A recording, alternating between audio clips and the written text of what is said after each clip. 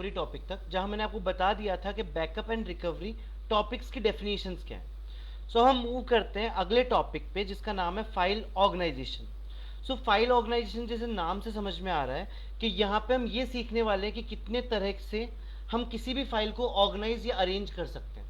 Perfect. तो DBMS या database management system में 4 तरीके हैं, उन 4 तरीके से आप फाइल्स को मैनेज कर सकते हैं। सो मैंने आपके क्लियर कट इजी डेफिनेशन रख दी है और साथ में समझाने के लिए एक लाइव एग्जांपल रख दिया है। ठीक है। तो सबसे पहला तरीका आता है हीप फाइल। अब हीप फाइल है क्या? Data stored randomly. डेटा को कैसे भी स्टोर करता है, कोई सीक्वेंस नहीं है, कोई अरेंजमेंट नहीं, रैंडमली अरेंज कर रहा है। एग्जाम्पल क्या है? इस एग्जाम्पल को याद रखना, आपको याद रहेगा कि हीप फाइल सिस्टम क्या होता है। एग्जाम्पल है थ्रोइंग ऑल रिसिप्ट्स इन ए ड्रॉअर विदाउट ऑर्डर। हमारा एक रेस्टोरेंट है, उस रेस्टोरेंट में हमने ऑर्डर ले लिए और जो भी ऑर्डर हमारे पास आया हमने क्या किया, उनकी रिसिप्ट फाड़ ली, रसीद बना ली। अब रसीद बना के मैंने एक बॉक्स में डाल दी, कोई अरेंजमेंट नहीं, रैंडमली डाल दी। तो जब बंदा आएगा रसीद लेने तो बहुत दिक्कत आएगी ना उस रिसिप्ट को ढूंढने में। तो ऐसा एक अरेंजमेंट कहलाता है हीप फाइल। नेक्स्ट अरेंजमेंट कहलाता है सीक्वेंशियल फाइल। क्या कहता है? Data sorted in order. Data को अरेंज किया जाता है सॉर्टेड ऑर्डर में। मतलब 1 2 3 4 5, अगर अल्फाबेट्स है तो पहले ए के ऑर्डर की चीजें आएगी, फिर बी आएगी, फिर सी आएगी, फिर डी आएगी। एग्जाम्पल दूं, आपके मोबाइल फोन की गैलरी देख लो या फिर आपके मोबाइल फोन की कॉन्टेक्ट लिस्ट देख लो।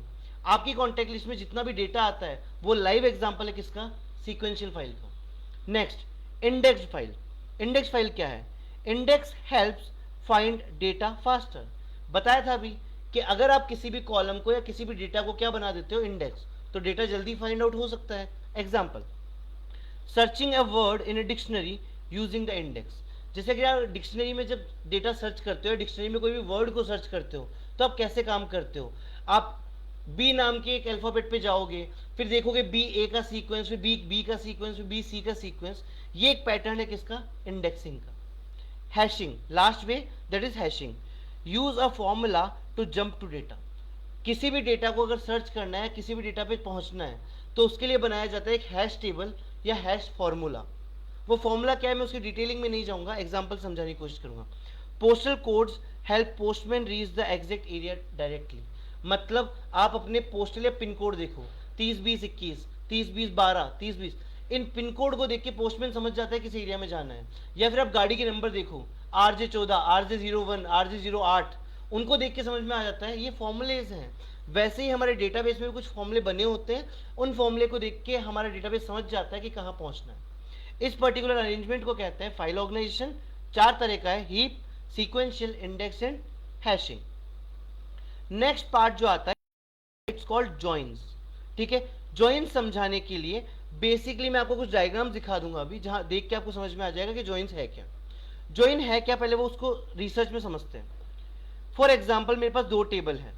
एक टेबल को मैंने नाम दिया, मान लेते हैं स्टूडेंट टेबल, और दूसरे टेबल को मैंने नाम दिया कोर्स टेबल।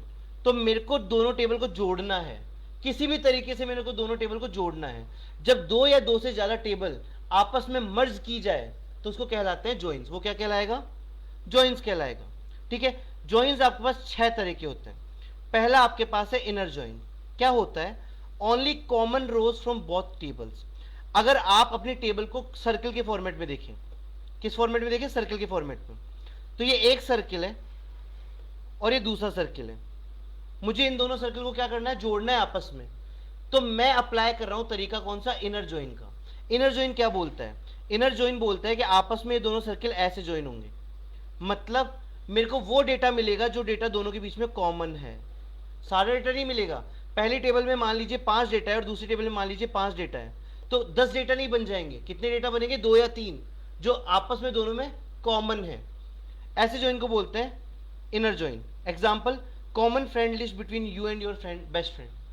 आपके बेस्ट फ्रेंड के बीच में म्यूचुअल फ्रेंड्स कौन से हैं? तो जो म्यूचुअल फ्रेंड निकलते हैं फेसबुक या इंस्टाग्राम पे, वो किससे निकलते हैं? इनर जॉइन से।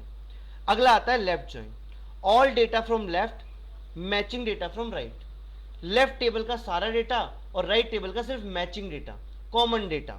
Example, a school attendance list showing all student marking absent if no entry in attendance table. ठीक है, समझाता हूं इसको। मान लीजिए हमारे पास वापस से वही 2 सर्किल है। तो हमने बोला पहले टेबल लेते हैं कौन सी, लेफ्ट वाली, उसके साथ जोड़ते हैं कौन सी टेबल, राइट वाली टेबल। अब की बार डेटा कौन सा आएगा, लेफ्ट वाली का सारा डेटा, और जो कॉमन डेटा मैच कर रहा है वो भी डेटा, और राइट वाले का जो डेटा मैच नहीं कर रहा है, जो कॉमन नहीं है, वो नहीं आएगा। ठीक है, मतलब ऐसा कुछ मान लो कि दो क्लासेस की टेबल्स है, अटेंडेंस टेबल। ठीक है, उसमें से आपको ये बच्चे निकालने हैं कि जो बच्चे एब्सेंट हो, वो सिर्फ वो निकालने हैं, समझ गए। तो प्रेजेंट वाले बच्चे नहीं आएंगे, सिर्फ कौन से बच्चे आएंगे, एब्सेंट वाले। नेक्स्ट आता है right join, all data from the right table and matching data from the left table. मतलब लेफ्ट टेबल का सारा डेटा नहीं आएगा, राइट वाली का सारा आएगा, और साथ में जो कॉमन डेटा है वो आएगा। Example, all subject list showing no student if no one choose it. It means मेरे को दो टेबल्स है, कोर्स के नाम और स्टूडेंट टेबल। मेरे को सारे कोर्स के नाम चाहिए जिसके अंदर कोई भी स्टूडेंट एनरोल नहीं हो। तो स्टूडेंट टेबल में से कौन सा डेटा आएगा, जहां पे कोई भी स्टूडेंट नहीं है, और कोर्स टेबल का सारे कोर्स की लिस्ट आएगी। अब आता है full join, all data from both side. मतलब सीधी सी बात, कोई मतलब नहीं करता, कोई फर्क नहीं पड़ता, दोनों टेबल का सारा डेटा, चाहे वो कॉमन हो अलग हो, नहीं फर्क पड़ता। तो फुल जॉइन क्या बोलता है, याद करने का easy concept, inner join. Inner मतलब सिर्फ अंदर वाला पोर्शन कवर करना है, कॉमन डेटा आएगा, बाकी दोनों टेबल का कोई डेटा नहीं आएगा। लेफ्ट जॉइन, लेफ्ट का सारा और common data. Right join, right का सारा डेटा और कॉमन जॉइन। ये जो डायग्राम मैं आपको बना के दिखा रहा हूं, आप ये डायग्राम बना सकते हो, मैं आपको दिखा सकता हूं। मैं यहां जाके लिखता हूं जॉइंस सीक्वल। यहां जाके मैं आपके सामने एक वेबसाइट ओपन कर लेता हूं, कोई भी एक वेबसाइट। ये डायग्राम आप प्रॉपर्ली एग्जाम में बना के आ सकते हो, मैं अच्छे से बना नहीं पा रहा, पर ऐसे दिख रहे हैं आपको। आप इस तरह के सर्कुलर डायग्राम्स बना सकते हैं। लेफ्ट जॉइन का है, नीचे देख सकते हो राइट जॉइन का है, नीचे देख सकते हो फुल जॉइन का है। इस तरह के डायग्राम्स बना के आप रिप्रेजेंट कर सकते हो। नेक्स्ट अगला आता है self join, table join with itself. Simple सा कॉन्सेप्ट है, इसमें दो टेबल की आवश्यकता नहीं होती है, वैसे तो इसको जॉइन कंसिडर किया भी नहीं जाता है। ये टेबल है कि किसी एक टेबल, मान लीजिए हमारे पास एक टेबल है, सेम वैसे ही दिखने वाली दूसरी टेबल भी जो है अलग नहीं है, सेम टेबल है, उन दोनों टेबल को आपस में जोड़ दो, वो कहलाता है सेल्फ जॉइन। और लास्ट आता है क्रॉस जॉइन। क्रॉस जॉइन बहुत अच्छा जॉइन है, समझाता हूं।